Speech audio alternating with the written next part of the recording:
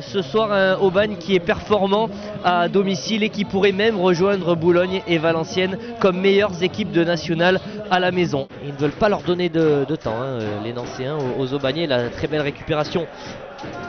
Attention ce ballon pour Nsimba au deuxième poteau, il y a du monde, il y a Boudra peut-être. Et Boudra sur le premier face-à-face, sur la première action, à la 4e minute. Aubagne qui ouvre le score. Mouton avec des solutions, la solution Nsimba trouvée à l'entrée de la surface.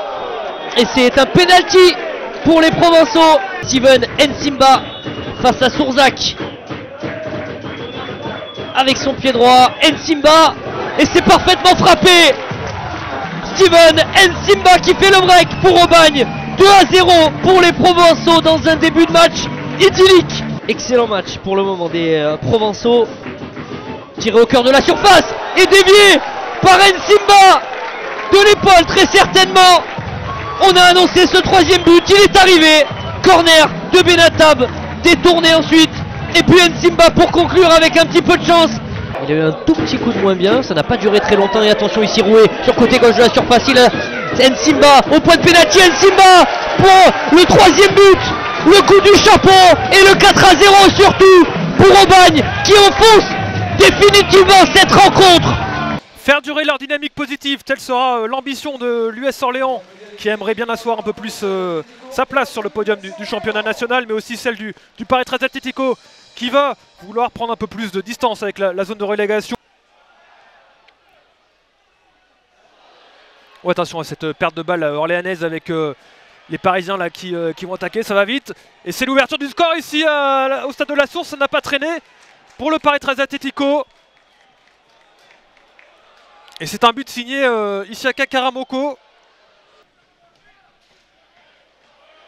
De nouveau un bon ballon en profondeur, là c'était pour Tchekou Cissé. Et ça va être un carton rouge pour l'US Orléans et pour Virgile Thérezin. Décidément c'est une entame de match bien compliquée là pour l'US Orléans. Oh.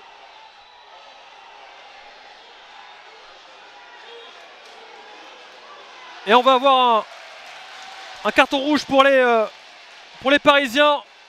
Et c'est Ambroise Oyongo visiblement qui va sortir du terrain. On annonce 1 minute de temps additionnel là, dans cette première mi-temps. Attention ce bon ballon là pour Lucas Bretel, la frappe. Et l'égalisation pour l'US Orléans. Elle est signée Lucas Bretel. Don Marcolino là, il va se retourner, il va vite Don Marcolino, il va ouvrir son pied droit et c'est le 2-1 pour l'US Orléans. Dans la toute fin de ce temps réglementaire à la 29e minute.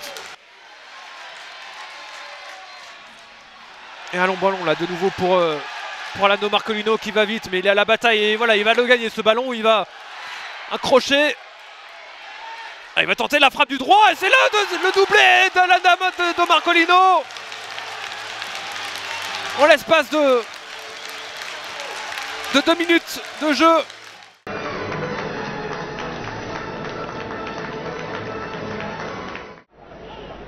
Qui s'emmène ce ballon tout seul, le joli crochet pour se rappuyer sur Bernardo. Le centre second poteau, ça retombe sur Mathieu Mona pour Gay en première. Attention, la barre transversale, quelle reprise de volée. Et Burlet qui enchaîne, contré par Salim Akal. Ah, le joli crochet. S'appuyer de nouveau sur Jonathan Messi qui se met en position de frappe et que ça va s'envoler juste au-dessus de la barre de Nicolas Kosic. Qui arrive à centrer. Attention, il est tout seul vu là en pointe et ça va se finir juste au-dessus de la barre. Il avait été laissé seul, il avait battu son vis-à-vis. L'entrée des acteurs dans un stade Robert Diochon plein comme un neuf.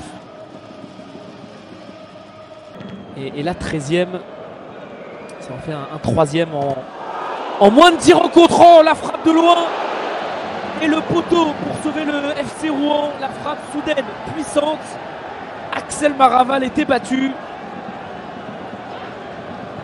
Quel coup de canon. Moustapha Bendia. De plus en plus pressant, de plus en plus haut. La frappe de loin et le CSC. Oh, quel CSC à la 67e minute. Les Diables Rouges ouvrent le score d'un CSC incroyable. Le réconfort, mais quel CSC. Position de hors-jeu. qui va y aller face au but. Hichem Ferra se présenter face à Pierre Patron et inscrire son premier but cette saison. Il l'attendait, il n'avait pas encore été décisif. Eh bien, c'est chose faite maintenant et dans un derby. 19 ans, Hichem Ferra, un premier but en national. Possession et la frappe à venir. Non, elle est contrée. Récupération Thibaut Cinquin, la frappe à venir. Oh, la première parade exceptionnelle.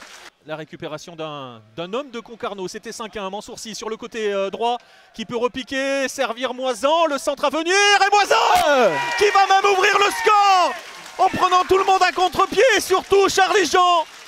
Et la domination de ce début de match, les intentions de ce début de match, les Tonniers, est récompensée par un but précoce. Charlie Jean qui tente de jouer vite dans la profondeur, c'est lu par Thibaut Cinquin qui va tenter un lob incroyable et ce ballon qui va filer en dehors du cadre. Quelle inspiration incroyable par Guillaume Janez. Le second ballon vers Irabor, la récupération à l'entrée de la surface, va-t-il enchaîner la frappe et le ballon qui arrive, la talonnade. Oh, quel geste exceptionnel d'Otmar Dadoun, me semble-t-il. Quelle inspiration géniale. Et Bourg qui revient dans cette rencontre. Allez, celle-là autour de Jo là. La bonne déviation. Est-ce que Gabriel Tutu... Allez, C'est pour Concarneau sur cette déviation de Joseph Seri pour Gabriel Tutu et le tacle. Et Joseph Seri qui prend Charlie Jean à contre-pied pour donner l'avantage à Concarneau à la 95e minute du match. Un avantage qui pourrait être synonyme de victoire tellement le temps additionnel s'est égrené. Le surprenant promu Boulogne-sur-Mer veut confirmer son retour aux affaires mais devra faire face au FC Versailles du nouveau coach Jordan Gonzalez pour sa première sortie à Jambouin en championnat de national. Suivre là ce coup de pied de coin avec Abdel Hachbouch justement pour envoyer ce ballon et le coup de tête rageur sur cette montée avec eh bien tout simplement, et ouais en effet Vincent, en confirmation c'est Dabo le Sénégalais qui s'offre son premier but dans cette saison 2024-2025. Abdel Hachbouch pour aller frapper directement. Oh, le coup de pétard. Oh, la frappe elle est splendide. Il l'a tenté directement. Abdel Hachbouch qui nous a offert un éclair de génie, la lumière qui est venue eh bien s'abattre sur la pelouse du stade Jambouin. Tom Renaud, la belle ouverture, elle est fantastique vers Sami Bagdadi, contrôle orienté et derrière, oh la frappe pied gauche qui va laisser aucune chance à Yannick Pandor. Et bien ce match est parti sous les meilleurs auspices, 2-1 avant la demi-heure de jeu, on ne pouvait pas rêver meilleur scénario. C'est parti pour Romain Basse, c'est bien enroulé, on s'est passé au travers, il y avait Diakabi, il a sorti le Pandor qui n'a pas pu maîtriser ce ballon. Freddy Mbemba, il s'est mis pied droit, il a enroulé. Oh, c'est la soirée des artistes, c'est la soirée des grands buts, c'est la soirée des beaux gestes. Et Freddy Mbemba qui vient égaliser avec ce ballon absolument magnifique. Il s'était mis pied droit et la trajectoire infernale qui ne laisse aucune chance à Yannick Pandor. Versailles a vaincu le signe indien, Versailles a marqué 2 buts à domicile, c'est la première fois cette saison, mais attention à la révolte, à Verlan, le face-à-face, et bien voilà, le match est fou, et à Verlan qui remet l'USBCO, 1 minute après l'égalisation du FCV, il remet Boulogne-sur-Mer en orbite, une transition, une contre-attaque absolument fantastique. Toujours aussi bien enroulé pour Romain Basque avec le ballon qui va revenir vers Mendes. Oh l'arrêt il est fantastique de la part de Yannick Pandor. Il s'est rattrapé je crois parce qu'il l'avait relâché le ballon sur ce corner. Mais en tout cas là il s'est replacé aussitôt et a réalisé l'arrêt parfait. L'arrêt parfait, mais regardez le travail encore de Teddy Averlan. Teddy Averlan qui va aller s'offrir en face à face, c'est peut-être une passe pour Hachbouch et derrière, c'était Rambo qui était arrivé en pleine course et l'arrêt fantastique de Sébastien Reynaud, c'est un match le gardien aujourd'hui. Le double arrêt. Lumière magnifique du stade Armand Chouffet pour l'entrée des deux équipes, le FC Villefranche-Beaujolais qui évoluera tout en bleu et le Dijon Football Côte d'Or qui évoluera tout en blanc. Et attention à la contre-attaque, ça part très vite avec Parsemin qui part défier Sullivan Péan. Parsemin qui accélère, il est dans la surface de réparation, il a émis son défenseur et ce n'est pas cadré pour Parsemin. Mais quelle accélération de l'attaquant dijonnais, Guillaume, qui a mis à mal cette défense caladoise sur cette action. Et on est déjà de l'autre côté, Dimitri. Avec quelqu'un qui va vite aussi, Diakité. c'est Adama Diakité qui va rentrer dans la surface de réparation. Diakité! Oh, le pied de Paul Delecroix, quelle occasion! Diakité, la bonne prise de balle. Diakité qui repique dans l'axe.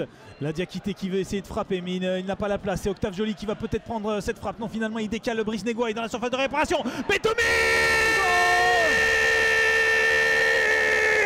Il a eu deux opportunités, il lui en a fallu une troisième pour la mettre au fond. Ouverture du score, Betoumi, 57e minute de jeu. Récupération dijonnaise, Kevin Chour qui va s'infiltrer dans l'axe avec ce ballon à l'entrée de la surface de réparation. Attention, c'est Jules Meyer qui a la balle. Attention, cette frappe, Sullivan Péan qui s'impose dans ce duel, dans cette frappe. Bel arrêt de Péan.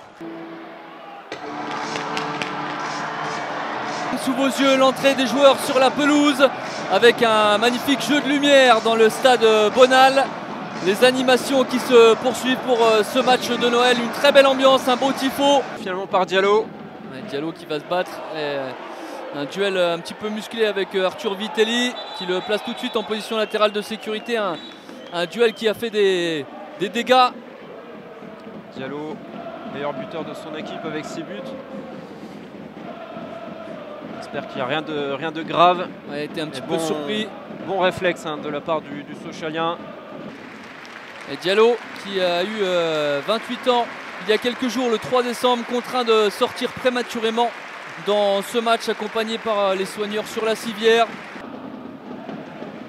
Cléricia qui donne un bon ballon en déviation pour la montée. De Tormin, Tyrone Tormin, il est passé, c'est bien joué de la part du Castelroussin. Et quel but de la part de Tyrone Tormin, tout seul, qui est venu confondre son adversaire et tromper Mathieu Patouillet. 1-0 pour Châteauroux ici à Bonal. Qui peut repartir de l'avant, il y a Corentin Jean qui a beaucoup d'espace côté gauche. Il y a un coup à jouer là. On va se présenter face à Wanji. Corentin Jean, bien joué. Fatar. Il faut armer, frapper. Macalou, la bonne frappe. Konaté qui repousse le danger une première fois. Et la faute de Corentin Jean. C'est parti pour Dimitri Liénard. Ouais, la bonne tête de Niandouillet qui vient heurter la barre transversale. Et une défaite, ça viendrait équilibrer ce bilan. Liénard pour le corner, la tête de Niandouillet. Et l'égalisation de la part de l'attaquant Sochalien, le premier but dans le jeu, le troisième but cette saison pour l'ancien buteur du Mans. Il est passé Vitelli, mais attention, bon ballon de contre. Contre-attaque, 3 contre 3. Et bonne situation également à droite. Le tacle manqué de la part de Liénard, la montée là-bas avec le centre pour la reprise. Et le second but, Castelroussin, qui est l'œuvre du numéro 19, Tao Michel, surnommé James, qui vient climatiser à nouveau Bonal. Petit plat dans les grands pour organiser cette grande fête ici ce soir. À l'intervention de l'Everton Pierre. Ça semble complètement hors de propos. Cette intervention de l'Everton Pierre qui écope d'ailleurs d'un carton jaune. Niandouillet, c'est parti. Et l'arrêt Dinel Konaté derrière qui a suivi Boris Moltenis. Comme il y a 15 jours face à Villefranche. Il est là à la parade, il a suivi. Et il donne la possibilité aux Sochaliens de revenir à égalité de partout.